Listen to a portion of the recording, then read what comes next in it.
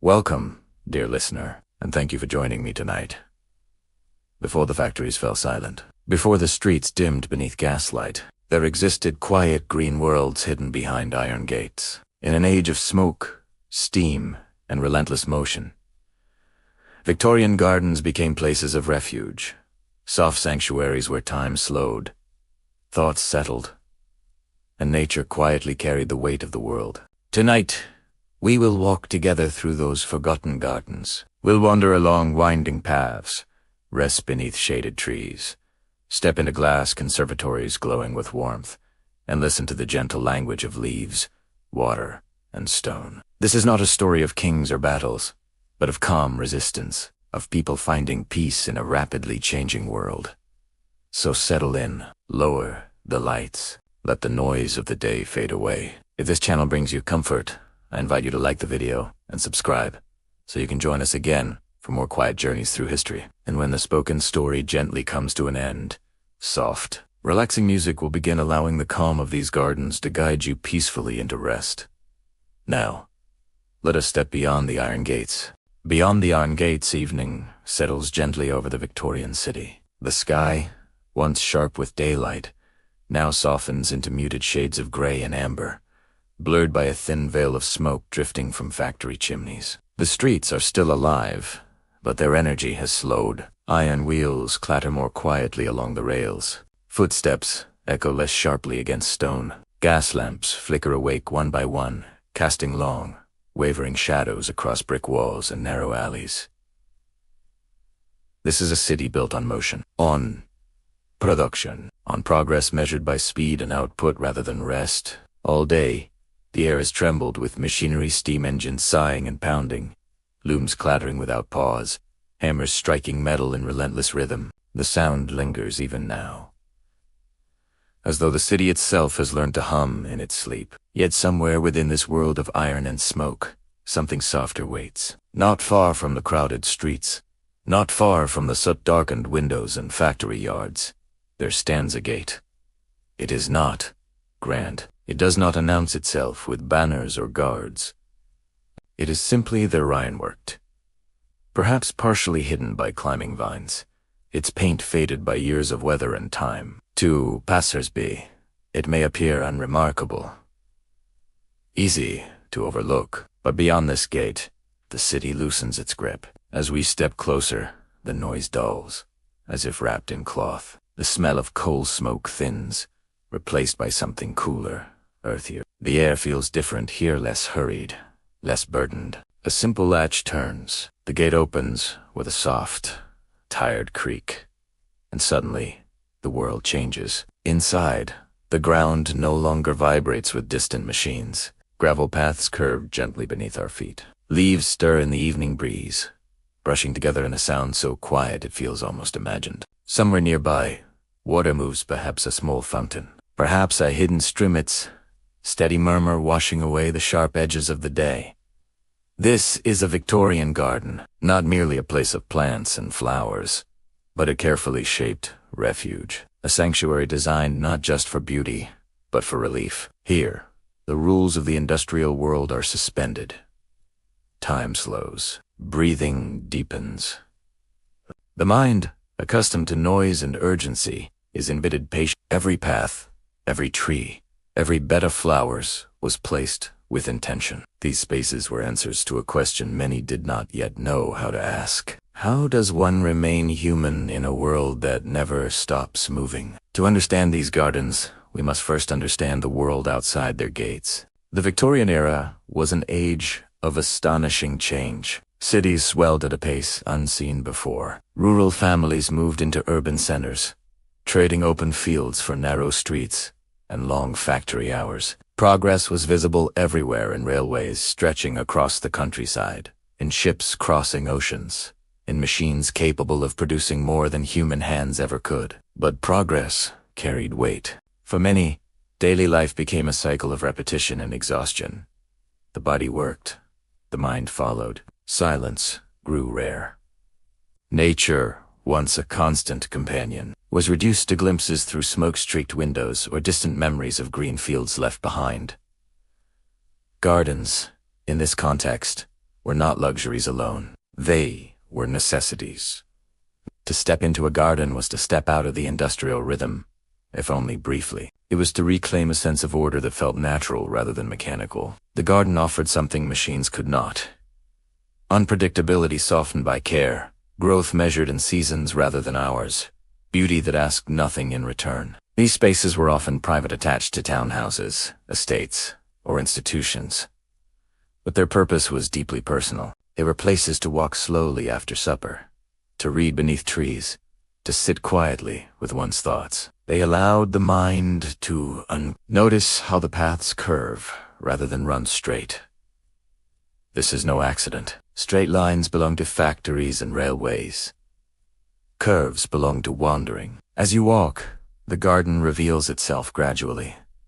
A bend opens to a bed of flowers. Another turn hides a bench beneath an arch of leaves. Nothing is rushed. Nothing demands attention all at once.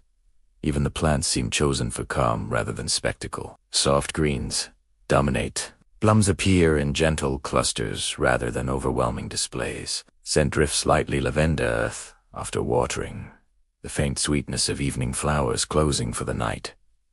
The garden does not shout.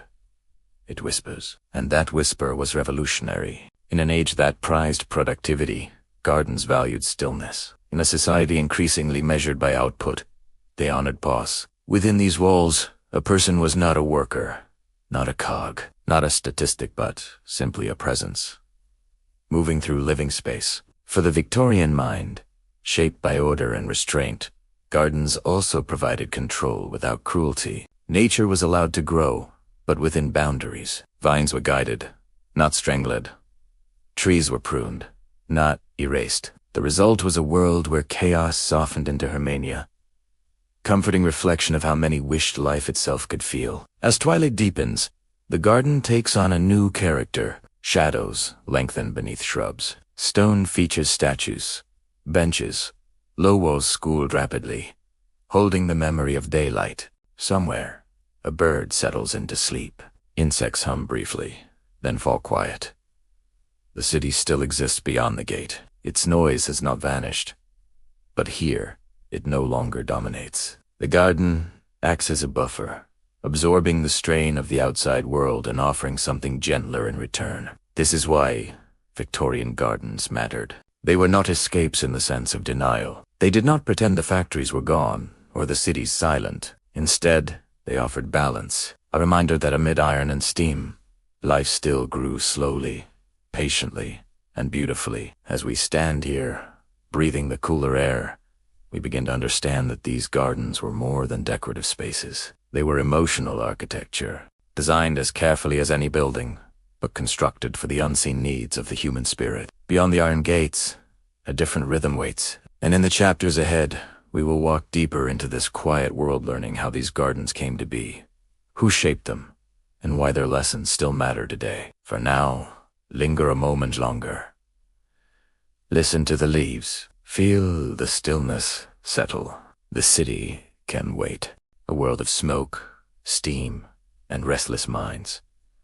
Morning arrives in the Victorian city, not with birdsong, but with sound. Before the sun has fully lifted itself above the rooftops, whistles cry out from factories along the riverbanks. Steam vents hiss awake. Cartwheels begin their daily grind against stone streets. The city does not stretch gently into consciousness, it snaps alert, pulled forward by schedules, shifts, and the unyielding demand for motion. For many Victorians, this was the rhythm of life. Rows of brick houses stand shoulder to shoulder, their windows darkened by soot that settles invisibly each day. Chimneys rise like silent sentinels, exhaling gray plumes that blur the boundary between earth and sky. The air carries wake-coal smoke mixed with oil, iron, and damp stone. It clings to clothing, hair, and lungs alike. This is the environment in which the Victorian garden was born. The Industrial Revolution transformed Britain with astonishing speed. Towns expanded into cities, villages dissolved into streets, railways stitched the country together with iron thread, carrying goods, people, and noise to every corner of the land. Progress promised opportunity, but it also brought congestion, pollution, and an unfamiliar kind of exhaustion. Work days were long. For factory laborers, Hours stretched from dawn until darkness returned again. Even for the growing middle-class clerks, managers, professionals, the day was governed by timetables, deadlines, and expectations of constant productivity. Time itself seemed compressed, measured no longer by sunlight or seasons, but by clocks mounted high on walls. Silence became rare. In earlier generations, quiet had been part of daily life. Rural evenings settled gently. Fields absorbed sound, forests softened it, but in Victorian cities, noise echoed and lingered. Stone and brick reflected it back, creating a constant low roar that never fully disappeared. The human mind, unprepared for such unbroken stimulation, began to strain. Though they did not use modern language for it, Victorians recognized the symptoms: nervous exhaustion, melancholy, restlessness, a sense of being perpetually unsettled. Doctors wrote of overwrought nerves. Social commentators worried about moral decay caused by overcrowding and stress. Writers described characters worn thin by city life. In response, society searched for remedies. Some found relief in seaside air. Others sought health in countryside retreats, but not everyone could leave the city behind. For many, escape had to exist within the urban landscape itself. This is where gardens entered the story, not as decoration, but as deliberate counterbalance. A garden within the city was an act of defiance against uniformity. While factories demanded straight lines and efficiency, gardens embraced curves and patience. While machines repeated identical motions endlessly, plants grew according to their own quiet rhythms. Even small gardens mattered. A narrow courtyard behind a townhouse, a modest square shared by neighbors, a strip of green behind a school or hospital. These spaces softened the urban environment, creating pockets where the senses could rest. Green absorbed sound. Soil held moisture and scent. Leaves filtered light into gentler patterns. For those who stepped inside, the effect was immediate, even if they could not fully explain it. Breathing slowed. Shoulders loosened. Thoughts wandered rather than raced. The garden asked nothing except presence. Importantly, Victorian gardens did not attempt to recreate untouched wilderness. They were shaped responses to chaos, not escapes from civilization altogether. Their order was intentional, but, unlike the rigid order of factories, it was sumane. Paths guided rather than commanded. Plants were encouraged rather than forced. Growth was observed, not hurried. This balance reflected a deeper Victorian tension, a desire for control paired with a longing for comfort. The era valued discipline, routine, and moral structure. Yet beneath this surface lay a quiet hunger for softness. Gardens allowed both to coexist. They were controlled environments where nature behaved predictably but still breathed, changed, and surprised. In an industrial world that often reduced people to roles, gardens restored individuality. One might linger longer by a favorite rose, choose a shaded bench over a sunny path, or walk the same route each evening simply because it felt right. These small choices mattered. They reminded people that not every moment needed to serve production. The idea of fresh air itself took on new importance. Medical thought at the time increasingly emphasized ventilation and cleanliness. Smoke-filled interiors were seen as unhealthy, both physically and morally. Gardens, with their open space and circulating air, became associated with health, balance, and recovery. Hospitals incorporated garden courtyards.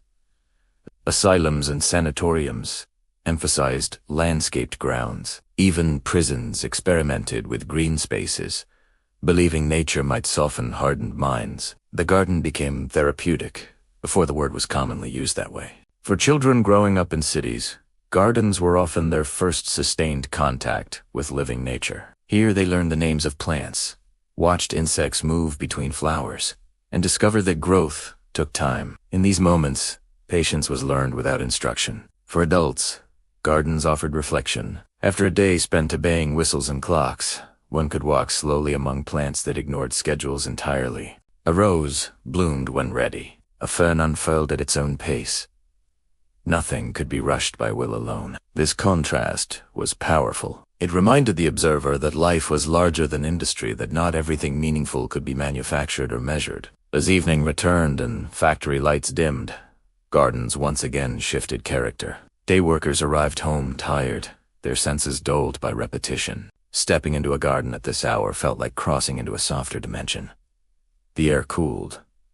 Colors deepened. Shadows lengthened, gently rather than sharply. Gas lamps might glow faintly nearby, but within the garden, their reach softened. Darkness felt less threatening here, buffered by leaves and familiar paths. These moments of quiet were small, but cumulative. Over time, gardens shaped how people coped with modernity. They provided continuity in an age of change. They offered a reminder that life did not need to be loud to be full. And so, amid smoke and steam, these green spaces endured. They did not halt progress. They did not silence the city, but they made endurance possible. In the next chapter, we will step closer to the heart of these sanctuaries, exploring how Victorian gardens became not just places to visit, but refuges designed intentionally for the human mind. For now, let the city fade again. The garden waits, patient as ever. The garden as refuge. By the time one stepped fully inside a Victorian garden, the outside world had already begun to loosen its hold. The body might still carry the memory of Noista, echo of carts, the pulse of machinery, the murmur of crowded streets, but here, those sounds arrived softened, as if filtered through layers of green. Even when the city lay just beyond the walls, the garden reshaped how it was felt. This quiet transformation was not accidental. Victorian gardens were designed, above all else, to be refuges. Not grand escapes from society, but gentle retreats from its pressures. There were spaces where the mind could recover from constant vigilance, where attention could drift without consequence, and where the pace of thought could finally slow. In an era that prized restraint and composure, the garden became one of the few socially acceptable places to simply be still. Consider the simple act of sitting. Within the city, to sit idle often carried suspicion. One was expected to be productive, purposeful, or at least visibly engaged. But within a garden, sitting became natural. A bench beneath a tree, a stone seat beside a path, or even the edge of a low wall invited pause without explanation. Here, stillness had value. Victorians understood, perhaps instinctively, that the mind required spaces free from demand. Gardens offered visual softness, curving lines, layered foliage, shifting light that allowed the eyes to rest. In turn, the mind followed. Even movement within a garden was different. One did not hurry unless truly desired. Paths meandered, steps slowed. Walking became an experience rather than a task. This change in physical rhythm created emotional relief. Psychological refuge was not spoken of openly in Victorian times, but it was deeply felt. Money Hornall's letters and memoirs of the era mention gardens as places of comfort, reflection, and quiet happiness. People described feeling restored, settled, or at ease after time spent among plants. Gardens absorbed worry without comment. For those burdened by grief so common in an age of high mortality, gardens offered solace without requiring words. Flowers bloomed and faded in steady cycles, reminding visitors that loss and renewal were natural companions. Trees outlived generations, standing as silent witnesses to both sorrow and endurance. For those carrying anxiety or exhaustion, gardens provided structure without pressure. There was order, but not urgency. Care, but not demand. This balance made gardens especially important for women of the Victorian era, whose lives were often confined to domestic spaces. Gardens expanded the home outward, offering freedom within boundaries considered acceptable by society. Here, one could walk alone, read quietly, or tend plants with focused attention. Gardening itself became a form of refuge. To tend a garden was to engage in meaningful, calming labor. Hands in soil, eyes on leaves, thoughts narrowing gently to the task at hand. Watering, pruning, planting, each action grounded the gardener in the present moment. This was work without competition. No clock measured success. Growth followed its own timetable. Failure, when it occurred, carried little judgment. A plant might wither, but another could be tried in its place. The garden allowed experimentation without harsh consequence. For men, too, gardens offered an alternative identity. Away from workplaces that defined them by rank or output, a garden reduced all to caretakers. Skill mattered, but not status. Patience outweighed authority. In this way, gardens subtly soften social hierarchies. The physical layout of Victorian gardens reinforced their role as refuge. High walls or hedges shielded them from view, creating a sense of enclosure. Once inside, the world felt smaller, more manageable. The vastness of industrial society condensed into a space that could be comprehended at a glance. Hidden corners were especially valued. A turn in the path might reveal a secluded bench, shielded by shrubs. A narrow opening could lead to a small clearing, just large enough for one or two people. These intimate spaces encouraged privacy and introspection. In such places, thoughts could unfold freely. One might reflect on the day, recall memories, or simply observe the movement of light across leaves. No explanation was required. The garden did not judge or interrupt. Sound played a crucial role in this refuge. Water features fountains, ponds, small streams were common not merely for decoration, but for their soothing effect. The steady movement of water masked distant noise and provided a calming rhythm for the mind to follow. Birdsong and insect hum added gentle variation without demand for attention. These sounds existed in the background, comforting rather than stimulating. Even scent mattered. Victorian gardeners carefully selected plants for fragrance: lavender, roses, jasmine, knowing that scent could evoke calm and memory more powerfully than sight alone. A single breath could transport someone away from stress into recollection or quiet pleasure. These sensory experiences worked together to create a complete refuge. Importantly, gardens did not isolate people entirely. They allowed connection without pressure. Shared walks, quiet conversation, or simply sitting together in companionable silence became possible here in ways rarely found elsewhere. The garden supported both solitude and gentle social interaction. 4 children gardens offered safety and exploration at once. Boundaries protected, while winding paths encouraged curiosity. Here, imagination could flourish without danger. Stones became castles. Trees became shelters. Time slowed to accommodate wonder. For the elderly, gardens provided continuity. Familiar paths reassured. Seasonal changes offered gentle variation without disruption. Watching the same plants return each year reinforced a sense of stability in an ever-changing world. In this way, gardens served every stage of life. They did not promise escape from hardship, but they offered recovery from its weight. They did not erase sorrow, but they provided space to carry it more gently. As dusk approached, gardens fulfilled their purpose most completely. The light soft. Colors deepened. The air cooled. Day's concerns loosened their grip as evening rituals began watering. Closing gates. Final walks before nightfall. These moments prepared the mind for rest. The garden acted as a threshold between the demands of the day and the quiet of night, a place where one could lay down worry gradually rather than abruptly. And so, in the Victorian world, gardens became sanctuaries not because they were grand, but because they were kind. In the chapters ahead, we will explore how this refuge was shaped more deliberately. How design, symbolism, and obsession with plants deepen the garden's role as a place of calm. For now, remain here a moment longer. Let the refuge hold you. Nothing is required. The Victorian obsession with plants in the quiet of the garden, surrounded by leaves and soft earth. It becomes clear that Victorian gardens were not shaped by chance alone. They were born from fascination. The Victorian era witnessed an extraordinary obsession with plants and interest that reached far beyond simple decoration. Botany became a passion shared across classes, from wealthy collectors with vast estates to modest households.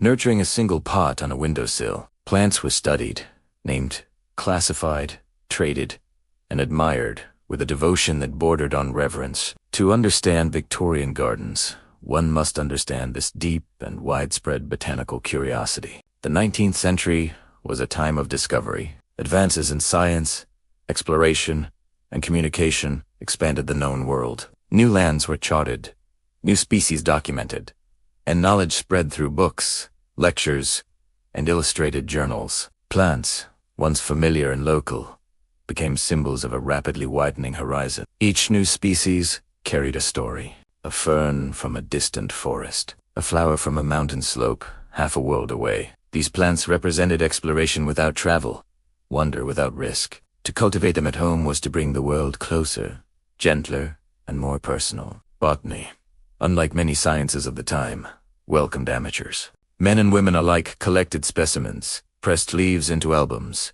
and learned Latin names with quiet pride. Botanical societies flourished. Illustrated guides became popular reading. Children were taught plant identification as a respectable and enriching pastime. This widespread engagement made plants deeply familiar companions rather than distant curiosities. Gardens became living libraries. Each bed, border, and pot displayed not only beauty, but knowledge. Labels were sometimes placed discreetly near plants, marking names and origins. Guests wandered slowly, admiring not just appearance, but understanding. Conversations unfolded around growth habits, flowering times, and soil preferences. This intellectual engagement added depth to the garden experience. Caring for plants required attention and patience. It demanded observation over time. Changes were subtle new leaves, shifting colors, gradual expansion. This pace trained the mind to notice small things, fostering calm focus rather than restless thought. In an age increasingly dominated by speed, plants insisted on slowness. Victorians found comfort in this contrast. Machines obeyed human command. Plants did not. No matter how carefully tended, growth followed natural laws. This limitation humbled the gardener gently, reminding them of life beyond control. There was reassurance in this. The act of nurturing living things offered a sense of purpose, separate from economic productivity. A flourishing plant represented success measured not in profit, but in care. Even failure when a plant struggled or died taught acceptance rather than punishment. The obsession extended indoors as well. Houseplants became increasingly popular, transforming interiors into extensions of the garden. Ferns, palms, and flowering plants softened rigid rooms, introducing organic shapes into structured spaces. Parlors, once austere, became places of green comfort. These indoor gardens blurred boundaries between nature and domestic life. The presence of plants indoors was believed to improve health, mood, and moral character. Greenery symbolized refinement, attentiveness, and balance. A well-tended plant suggested a well-ordered household, yet beneath this formality lay genuine affection. Many Victorians formed emotional attachments to their plants. Letters and diaries mentioned favorite specimens, celebrated blooms, and deep disappointment at losses. Plants marked time births, deaths, anniversaries becoming quiet witnesses to family life. The fascination with plants also reflected broader cultural values. Victorian society prized classification and order. Naming and organizing plants satisfied this impulse. But gardens allowed classification to coexist with beauty. Scientific understanding enhanced appreciation rather than diminishing it. Knowing a plant's structure did not reduce its wonder, it deepened Italiano. At the same time, the botanical obsession offered escape from social constraints. Engaging with plants allowed women, in particular, to pursue knowledge within acceptable boundaries. Botanical study was considered genteel and morally uplifting, granting intellectual space in an era of limited opportunity. Gardens thus became subtle spaces of empowerment. Plant collecting and exchange created quiet networks of connection. Cuttings were shared among friends. Seeds traveled by post. Correspondence flourished, linking gardens across distances. Through plants, relationships grew. This obsession also influenced garden aesthetics. Variety was prized. Contrasts in texture, color, and form created visual interest. Soft leaves paired with structured stems, delicate flowers, balanced, sturdy foliage. Gardens became compositions, each element chosen thoughtfully. Importantly, Victorian gardeners did not seek constant bloom. They valued foliage, form, and seasonal change. The garden was designed to offer interest throughout the year, teaching appreciation for quiet beauty beyond dramatic display. Winter gardens held their own charm. Berry branches, evergreen structure, subtle resilience. This acceptance of seasonal rhythm fostered patience and resilience in those who observed it. Life was not expected to be endlessly vibrant. Rest had its place. The obsession with plants, then, was not shallow admiration. It was a relationship built on observation, care, and respect. Plants were companions in a changing world, offering continuity when everything else seemed in motion. As night approaches and the garden grows still, The presence of these living companions feels especially comforting. Liebsetle flowers close growth pauses, but does not end. In the next chapter, we will follow this obsession beyond Britain's borders, exploring how distant lands and adventurous plant hunters shaped the Victorian garden into a global tapestry of quiet wonder. For now, rest among the leaves, let curiosity soften into calm. Plant hunters in the call of distant lands long before an unfamiliar plant took root in a Victorian garden. It began its journey far from England's softened lawns and stone paths. Its story often started in places few Victorians would ever see: mist-covered mountains, dense forests, humid riverbanks, or sunlit valleys half a world away. These distant landscapes, rich with unfamiliar life, called quietly to a particular kind of traveler: the plant hunter. To Victorian society, plant hunters were figures of both science and romance. They traveled not for conquests or trade alone, but for discovery. Their purpose was not gold or territory, but living things, seeds, cuttings, bulbs, and specimens that might survive a long journey home. Their work shaped gardens profoundly. The 19th century coincided with an age of global exploration. Improved ships, expanding empires, and growing scientific curiosity opened pathways across continents. Botanists and collectors ventured into Asia, Africa, the Americas, and the Pacific, documenting and gathering plants unknown to European gardens. Each expedition added to the growing sense that the world was vast, interconnected, and filled with quiet marvels. Plant hunters faced immense challenges. Travel was slow and dangerous. Climate extremes, illness, and unfamiliar terrain tested endurance. Preserving fragile specimens during months-long journeys required ingenuity and patience. Many plants never survived the voyage, yet enough did. When a new species reached Britain, it was greeted with excitement. Nurseries competed to cultivate it successfully.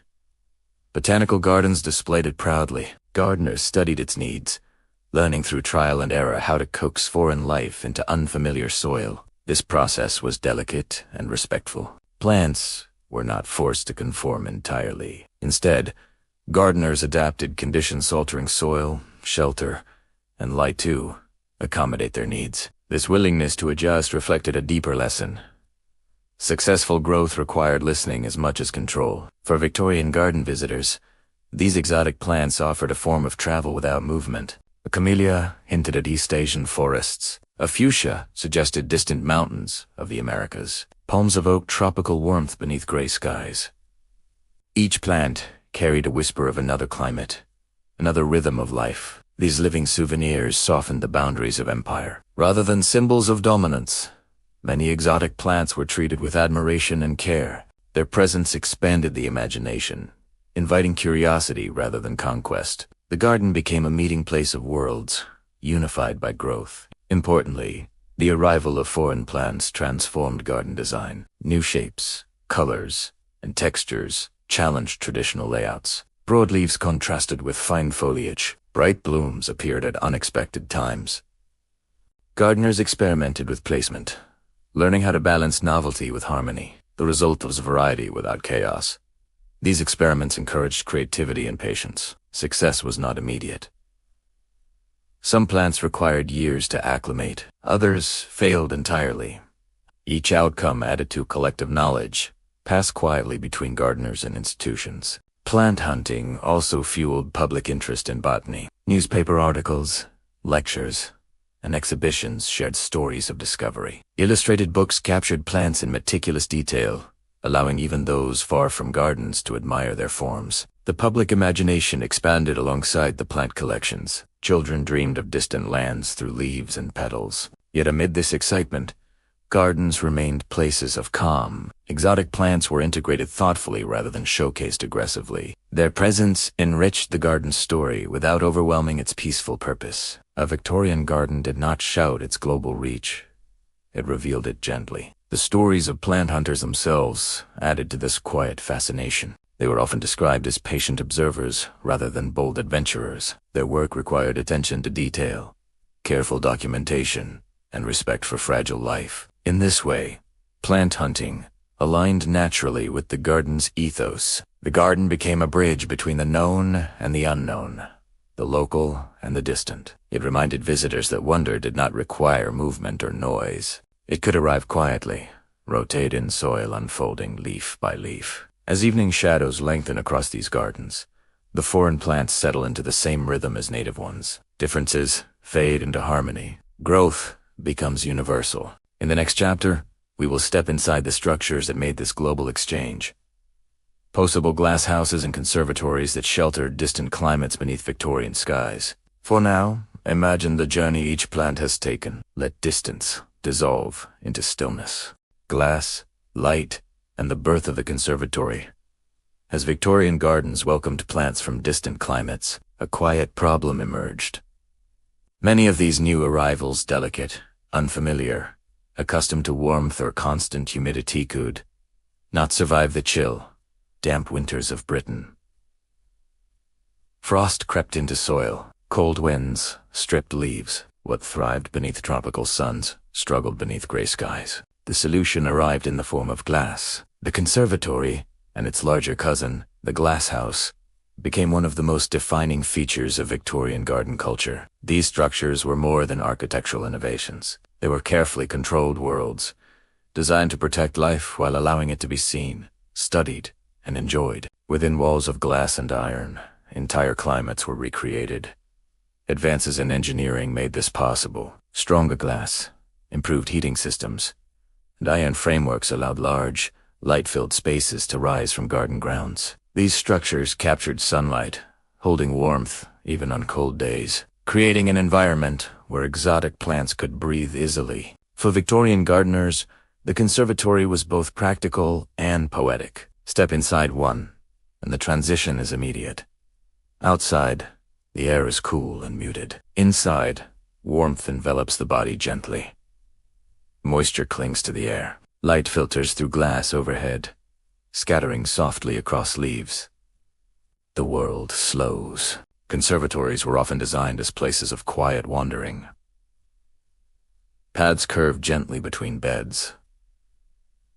Benches invited rest. The sound of dripping water or distant heating pipes replaced the city's harsh noise. These spaces offered sensory immersion without chaos. To stand among towering palms, broad-leafed plants, and trailing vines was to experience something extraordinary, an intimate encounter with landscapes far beyond Britain's shores. Yet this encounter remained calm, enclosed, and safe. The conservatory brought the world inward. Victorians found deep comfort in this controlled closeness to nature. The unpredictability of foreign climates was softened by glassing structure. Nature remained alive, but no longer overwhelming. This balance mirrored the broader Victorian desire to understand and manage the world without erasing its beauty. Importantly, conservatories were not only for display. They were spaces of care and learning. Gardeners observed plant behavior closely.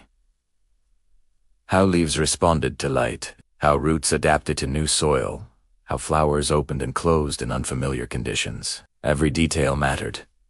Humidity was adjusted, ventilation controlled, water carefully measured.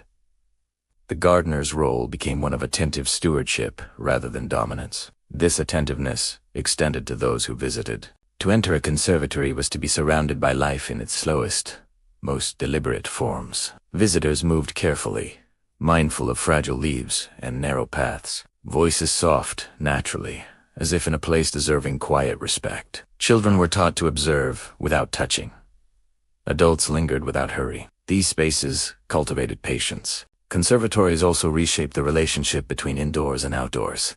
They blurred the boundary between house and garden, creating transitional spaces that belonged fully to neither. Here, one could experience nature without exposure to weather, discomfort, or unpredictability. This accessibility mattered. Elderly individuals, those in poor health, or those constrained by social norms, could still enjoy greenery year. The conservatory democratized access to living beauty, making it available regardless of season or strength. During winter months, when gardens lay dormant and streets grew darker, conservatories glowed softly. Light reflected off glass panes. Green life continued quietly within, offering reassurance that growth had not ended, only paused elsewhere. These glowing structures became symbols of hope. They reminded Victorian families that life endured beyond hardship and cold. That warmth could be preserved. That care could sustain growth through difficult seasons. Even the act of cleaning and maintaining the glass was ritualistic. Panes were wiped carefully to allow maximum light. Frames were inspected. Heating systems monitored. The conservatory demanded attention, reinforcing the bond between caretaker and plant. This relationship fostered mindfulness. The rhythm inside a conservatory differed from both house and garden. Time felt suspended. One could spend hours observing subtle chindiza, new leaf unfurling, condensation forming and fading, light shifting across foliage. Such observation required stillness. For many, conservatories became places of reflection and quiet conversation. Letters were read here. Journals written. Tea taken slowly. The outside world felt distant, even when only a few steps away. In these moments, the conservatory fulfilled its deeper purpose, not as a showcase of wealth or novelty, but as a sanctuary of controlled calm. As dusk fell, glass structures took on a magical quality. Reflections layered upon reflections. Plants appeared doubled, softened by shadows. The boundary between real and reflected blurred gently. Night inside a conservatory was peaceful. In the next chapter, we will explore one of the most intense expressions of Victorian plant fascination, the fern craze that swept across society, filling gardens and homes with quiet, repeating green. For now, remain in the warmth. Let the glass hold the light a little longer. Fern fever and gentle obsessions among all the plants that captured the Victorian imagination. Few inspired devotion as deep and widespread as the fern. Unlike bright flowers that announce themselves boldly, ferns were subtle. They offered no dramatic blooms, no vivid colors. Instead, they unfolded slowly, leaf by leaf, in patterns both intricate and restrained. Their beauty revealed itself through repetition, symmetry, and quiet persistence. This quiet elegance made them irresistible. During the 19th century, a phenomenon emerged that later generations would call fern fever. It spread through all levels of society, crossing boundaries of class, age, and gender. Ferns appeared everywhere in gardens, in parlors, in books, on pottery, in textiles, and even in architecture. To the Victorian mind, ferns represented calm order within natural complexity. Their fronds curled inward as they grew, unfurling in a motion so slow it could only be appreciated through patience. Observing this process became a meditative act.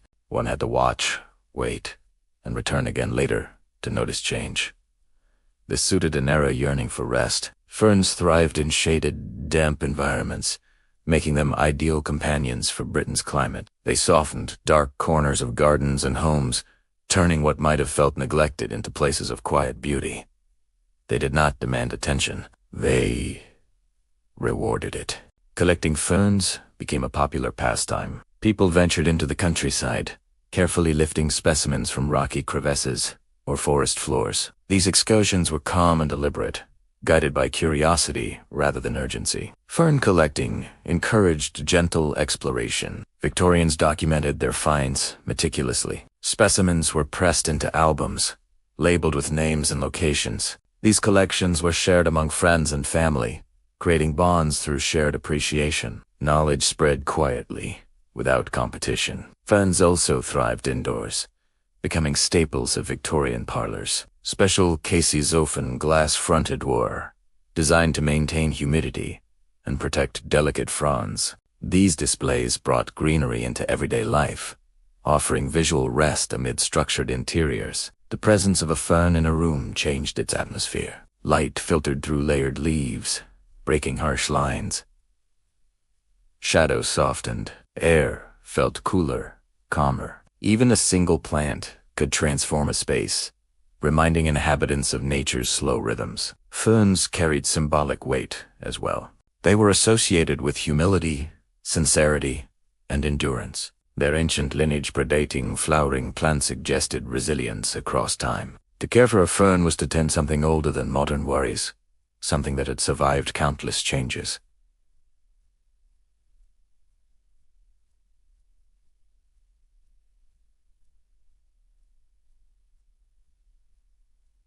This symbolism resonated deeply. Victorians living in an age of rapid transformation, found comfort in plants that represented continuity. Ferns had existed long before factories and railways. They would likely exist long after.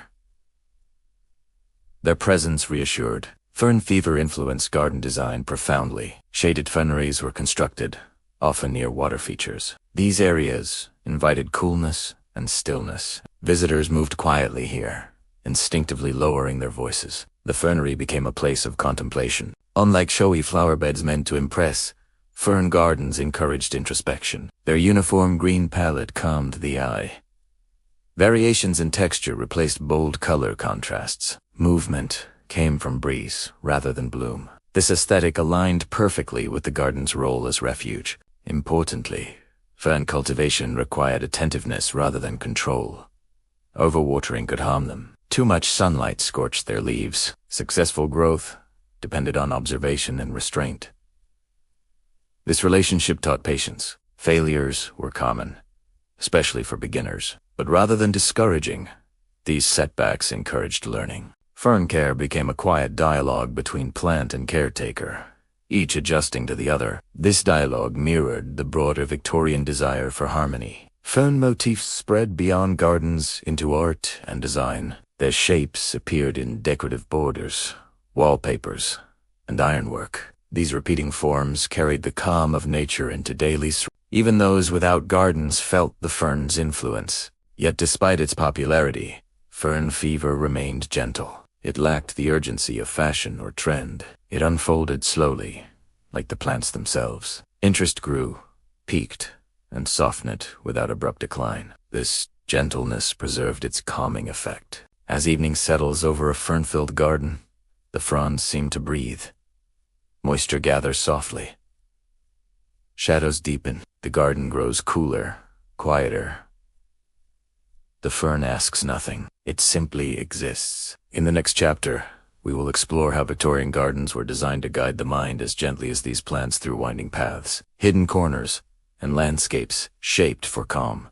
For now, rest in the green. Let repetition become reassurance. Designing calm paths that wanted to walk through a Victorian garden was never meant to be a direct journey. Unlike city streets laid out in strict grids, garden paths curved, narrowed, widened, and disappeared behind shrubs before reappearing again. There was rarely a single, obvious destination. Instead, the garden encouraged wandering movement without urgency, direction without demand. This design was deliberate. Victorian garden designers understood something deeply intuitive. The shape of a path shapes the mind. Straight lines suggested purpose and speed. Curves invited pause. Uncertainty softened attention. When one did not know exactly what lay ahead, curiosity replaced hurry, and so paths wandered. From the moment one stepped inside the garden gate, the geometry of the industrial world dissolved. The rigid angles of buildings gave way to organic forms. Gravel paths benched gently around trees.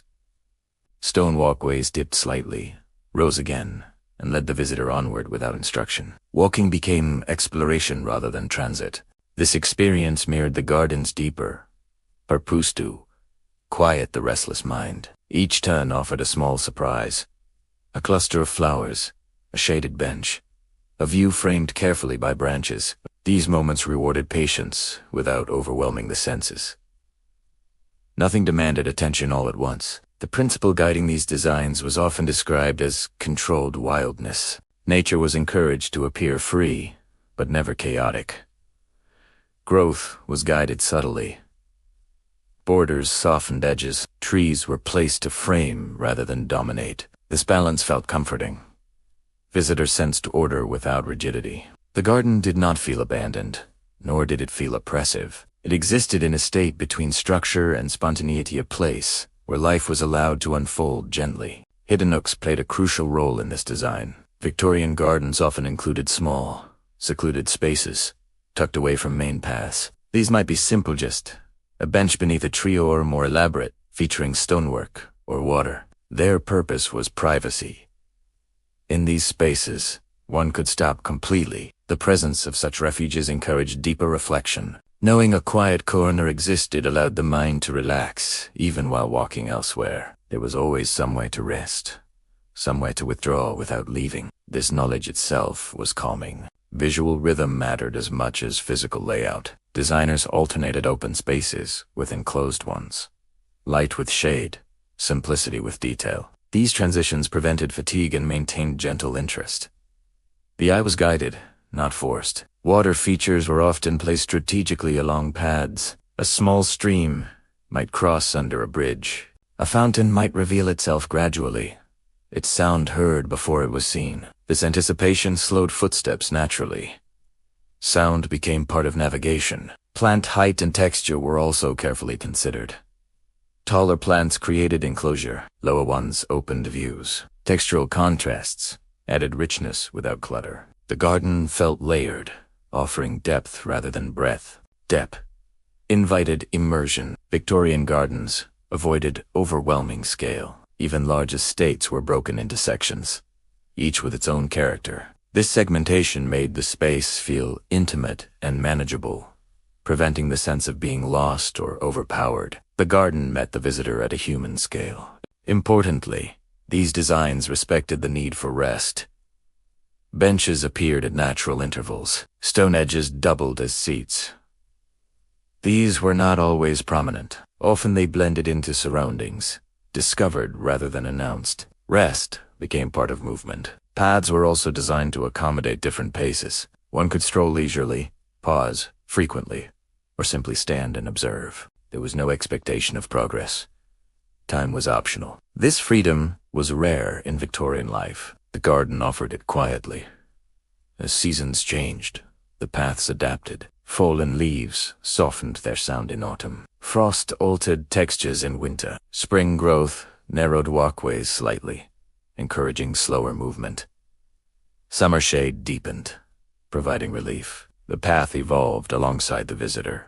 These wandering designs also reflected a philosophical shift. Rather than dominating nature completely, Victorian gardens began to acknowledge its autonomy. Designers collaborated with landscape rather than conquering it. This approach fostered humility. By allowing paths to follow natural contours, gardens acknowledged that the land itself had a voice.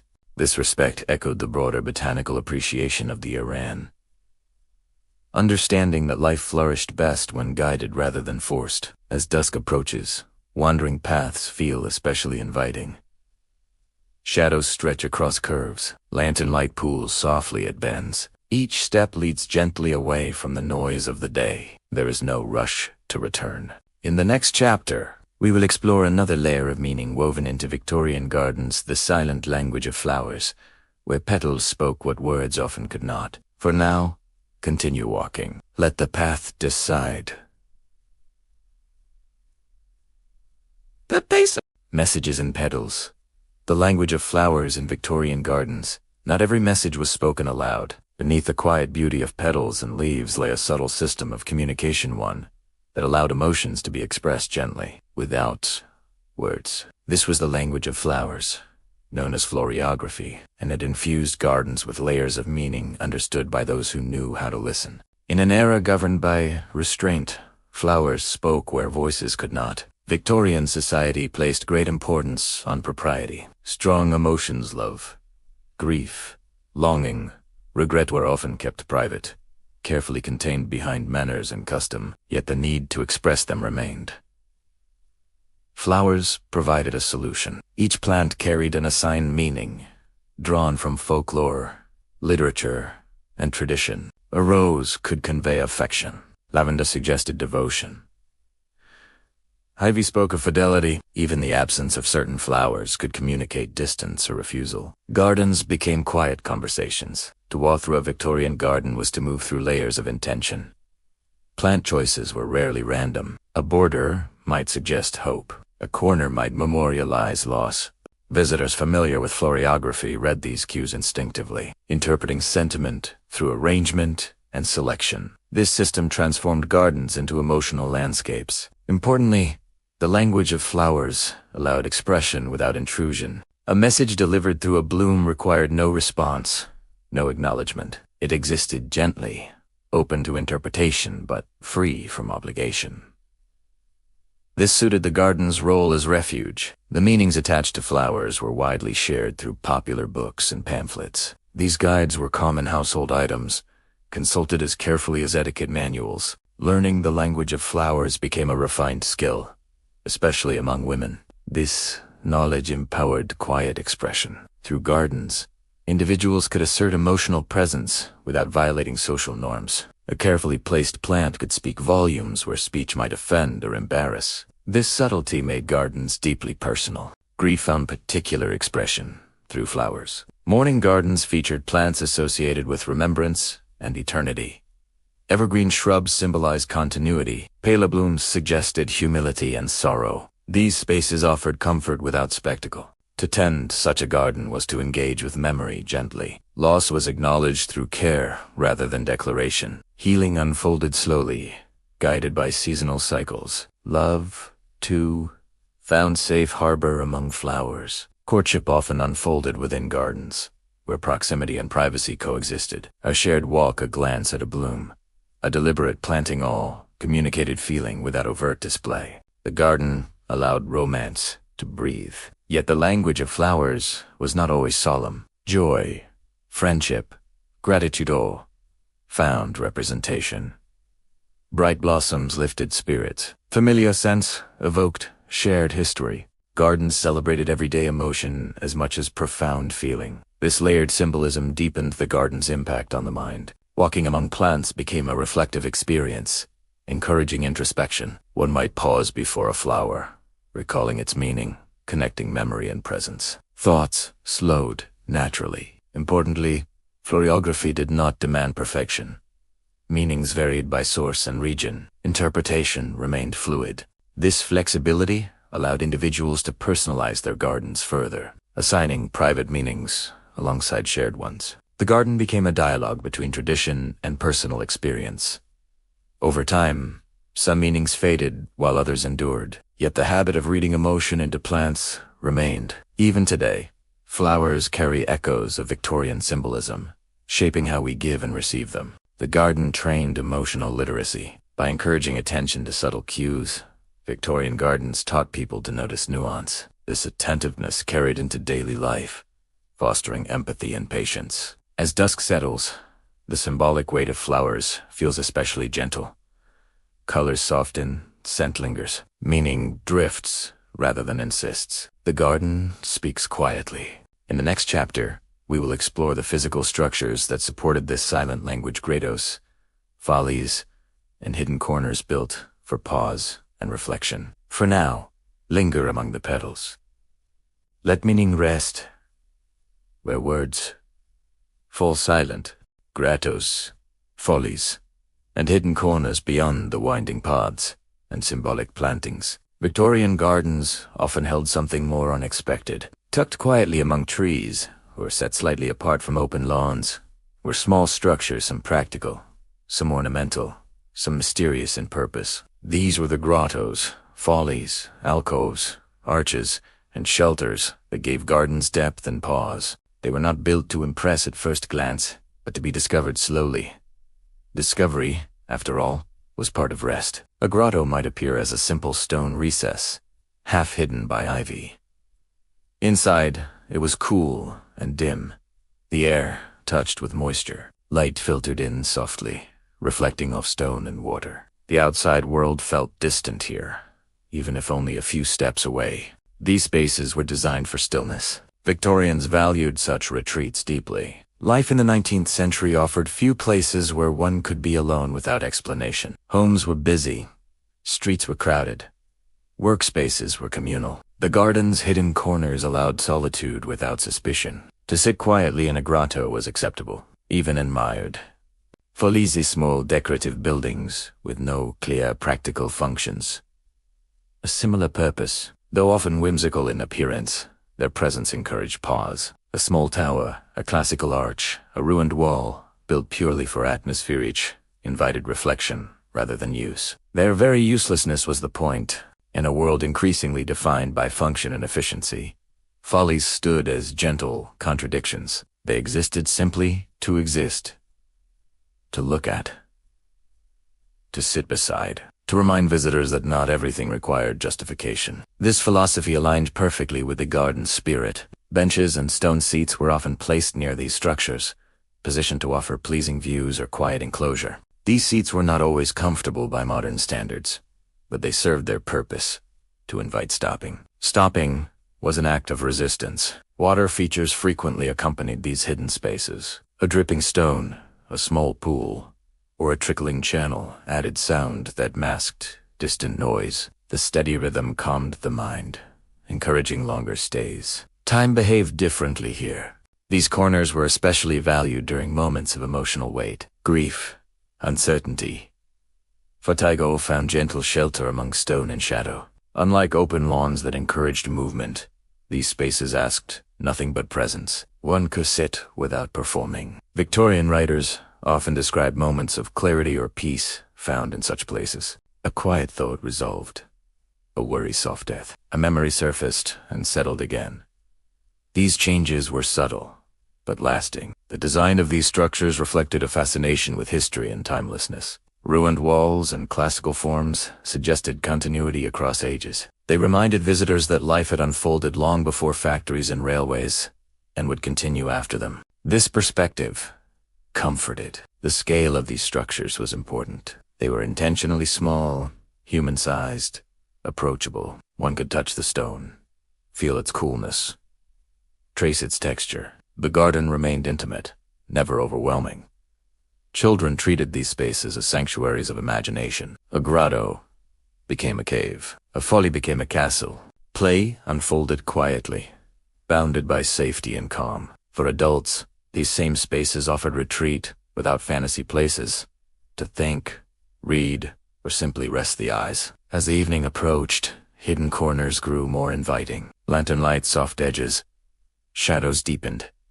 These spaces felt held, enclosed, protective. The gardens seemed to fold inward.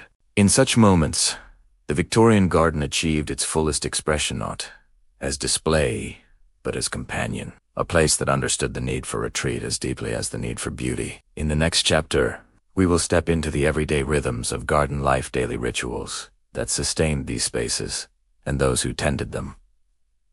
For now, remain here a little longer. Let stone and shadow share the quiet. Daily rituals among the flowers. If Victorian gardens were sanctuaries, they were sustained not by grandeur, but by ritual. Day after day, season after season, these spaces were cared for through small, repeated actions. Watering, pruning, sweeping paths, turning soil tasks so modest they often went unnoticed by visitors. Yet it was precisely this steady rhythm that kept the garden alive and the refuge intact. Ritual gave the garden its pulse. In a Victorian household, garden routines began early. Morning light filtered through leaves as watering cans were filled. The scent of damp soil rose as moisture met earth. These quiet tasks required attention, but not haste, grounding the caretaker in the present moment. The day began gently here. Unlike factory labor governed by whistles and quotas, garden work followed natural cues. Soil dryness determined watering. New growth guided pruning. The garden communicated its needs quietly, asking the caretaker to listen. This relationship fostered mindfulness. Many Victorians found comfort in this predictability. While the world outside shifted rapidly, garden routines remained steady. The same paths swept, the same plants checked. Familiarity replaced uncertainty. These rituals offered stability. Midday tasks were often lighter, removing fallen leaves, adjusting supports, observing changes. Observation mattered as much as action. Gardeners learned to notice subtle signs, leaf color, stem strength, moisture levels. Noticing became a form of care. These daily interactions deepened the bond between person and place. Over time, gardeners recognized individual plants as familiar presences. A rose that bloomed reliably, a fern that struggled and needed patience, a tree that offered shade at the same hour each afternoon. The garden became a community. For many women, garden rituals provided structured independence. Caring for plants offered responsibility without scrutiny, purpose without pressure. Time spent in the garden belonged to them, protected by social acceptance. This autonomy mattered deeply. For men, too, garden routines offered relief. After structured workdays, tending plants allowed hands to remain busy while the mind rested. Focus shifted from abstraction to tangible growth. Even children participated, learning responsibility gently. Simple tasks: watering, collecting leaves, observing insects introduced them to patience and respect for life. These lessons endured. Evening rituals were perhaps the most meaningful. As light softened, final watering occurred. Gates were checked, tools cleaned and stored. The garden was prepared for night. This transition mirrored the body's need for rest. Walking through the garden at dusk became a cherished routine. One last circuit, slow and unhurried. Changes noted. Growth acknowledged. Nothing demanded correction until morning. This acceptance eased the mind. Gardens also marked time through ritual. Seasonal tasks created a sense of progression. Spring planting promised growth. Summer maintenance sustained life. Autumn clearing prepared rest. Winter planning invited reflection. Time unfolded in cycles rather than deadlines. These rhythms offered psychological grounding. Even loss a plant that failed, a storm that damaged growth, fit within a larger pattern of renewal. The garden taught resilience through repetition. Importantly, rituals did not require perfection. Missed days were forgiven. Growth resumed. The garden allowed grace. This gentleness distinguished garden care from other responsibilities. Visitors often sensed this rhythm even without participating. Paths felt cared for. Plants appeared balanced. The atmosphere reflected attentiveness. The garden scum was contagious. As night settled fully, the garden rested. Moist soil cooled, leaves stilled. Caretakers withdrew, confident that growth would continue unseen. The garden did not require constant presence. In the next chapter, we will look at what remains of these Victorian gardens today, how their influence persists quietly in modern green spaces and personal sanctuaries. For now, let the day close. The rituals have done their work. What remains today, time moves forward quietly, even in the most carefully tended places. As the Victorian era gave way to new centuries, many gardens changed. Some said, and others endured in altered forms. Cities expanded again. Land was repurposed. Tastes shifted, yet the essence of the Victorian garden, its intention to offer calm, refuge, and balance, did not disappear. It settled into the background of modern life. Some Victorian gardens survive almost intact, preserved within estates, institutions, and public parks. Their winding paths still curve gently. Their trees, now taller and broader, continue to shade benches placed long ago. Water still moves softly where it once did, masking the distant sounds of modern streets. To walk through such a garden today is to feel time-layered rather than lost. Other gardens survive only in fragments. A single old tree in a neighborhood park, a stone wall half hidden by newer growth, a path that no longer leads anywhere but still invites wandering. These remnants carry memory quietly, without explanation. They ask to be noticed. Even where physical gardens disappeared, their principles remained. Modern parks borrow Victorian ideas of curved pods, layered planting, and spaces for pause. Community gardens echo the Victorian belief in shared green refuge. Indoor plants continue the tradition of bringing calm into structured spaces. The Victorian gardens influence indoors because the needs it addressed endure as well. Today's world, like the 19th century, moves quickly. Noise surrounds us. Attention fragments. The desire for places that soften the mind remains unchanged. We still seek greenery, not for productivity, but for relief. Victorian gardens offered a blueprint. They demonstrated that nature does not need to be vast to be healing. Even small spaces can restore balance if designed with care. They showed that beauty can be quiet, and that refuge can exist within daily life rather than far from it. Modern gardeners often rediscover these lessons instinctively. Curving paths appear again. Native and exotic plants mingle thoughtfully. Seating is placed for contemplation rather than spectacle. Water features are valued for sound as much as sight. Without realizing it, many recreate Victorian.com.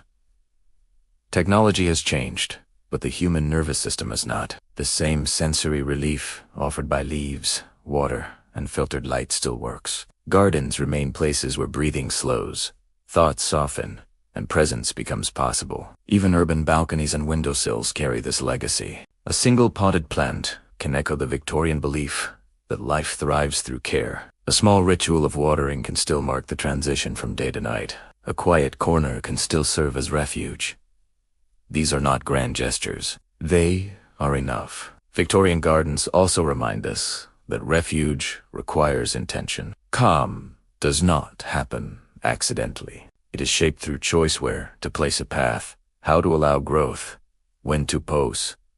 This awareness invites mindfulness. As modern life grows increasingly digital and abstract, the tactile reality of gardening offers grounding: soil, water, and growth anchor attention in the present moment, just as they did more than a century ago. The continuity is reassuring. When we step into a garden today, whether historic or newly planted, we join a long tradition of seeking balance. The same quiet wisdom flows through these spaces, connecting generations through shared need. In the final chapter, we will bring this journey inward, reflecting on how the spirit of the Victorian garden can be carried into our own lives, imagined or real. For now, notice what remains around you. The garden has never truly left, creating a sanctuary of your own. As our journey through Victorian gardens draws gently toward its end, we arrive at something quieter still. Not a place marked on a map, not a garden bound by walls or gates, but an idea soft, enduring, and deeply personal. The Victorians understood that a sanctuary did not need to be grand. It needed only intention. Their gardens, whether vast estates or modest courtyards, were shaped by a single guiding purpose: to create a space where the mind could rest. That purpose remains just as meaningful now as it was then, and it invites us inward. To create a sanctuary of your own does not require land, wealth, or even plants in abundance. It begins with attention, with choosing to slow one corner of life and let it breathe. Perhaps it is a small garden, real or imagined. Perhaps it is a windowsill with a single living thing. Perhaps it is a quiet routine repeated at the same hour each evening. Sanctuary is less about space and more about permission. The Victorians granted themselves permission to step away from noise without apology. To walk slowly, to sit without purpose, to care for something living simply because it was alive. They did this not to escape the world, but to survive it gently. You may notice how often, even now, calm arrives through similar means, through repetition, through softness, through the steady presence of nature, however small. A leaf turning toward light, water soaking into soil, the slow return of green after rest. These moments do not demand attention. They invite Italiano. In Victorian gardens, sanctuary was built through layers, paths that curved instead of rushed. Benches placed where one might pause, plants chosen for texture rather than spectacle. Each decision asks the same quiet question: will this make rest easier? That question still guides us well. In modern life, where attention is pulled in countless directions, sanctuary may look different, but it serves the same need. It might be a nightly walk, a moment of stillness before sleep, a room softened by low light and familiar objects, or simply the act of imagining a garden. The mind responds to imagined spaces almost as gently as real ones. To picture a shaded path, a quiet bench, leaves moving slowly in evening air, this, too, calms the nervous system. This, too, prepares the body for rest. The Victorians often used gardens this way as places both walked and remembered. Long after leaving them, the feeling remained. The memory itself became refuge. So let us imagine one final walk. The light is low now. The paths are familiar. Nothing needs changing. Plants settle for the night. The day's warmth lingers in stone. The air cools just enough to feel refreshing. Somewhere beyond the garden, the world continues, but here, it fades. This is the gift Victorian gardens offer us still. Not instructions, not nostalgia, but reserency. That it is possible to live in a busy world without being consumed by it. That quiet can exist alongside progress. That care, repeated gently, shapes both spaces and minds. As you rest now, you carry this sanctuary with you. It lives in slow breaths, in soft thoughts,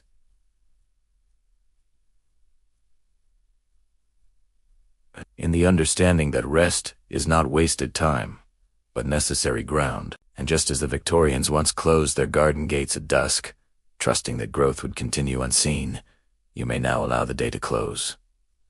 Nothing more is required. The garden remains, the quiet holds, and rest, patient and kind, waits for you. As our walk through the Victorian gardens comes gently to a close, the paths grow quiet once more. Water stills. Lantern light fades into memory. These gardens were never meant to shout their presence. They existed to soften the world, to offer rest where noise was constant, and calm where life moved too quickly. As the spoken story ends here, the relaxing music will now begin, flowing softly so you may continue resting, drifting, or sleeping peacefully. Thank you, dear listener, for sharing this quiet journey through history. May your night be gentle, your thoughts slow, and your rest deep.